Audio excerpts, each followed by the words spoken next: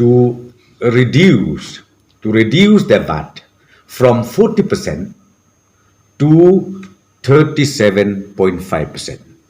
From 40% to 37.5% on liquor. Okay, on liquor. And then number two, I think you must be remembering in the year 2020, I think the month of May, we raised the lifting charge from 2 rupees to 25%.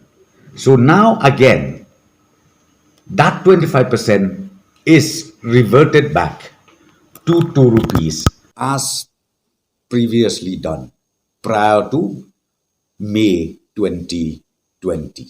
So these are the decision we taken today, and then the loss of revenue annually on this reduction will be around 12 into 7,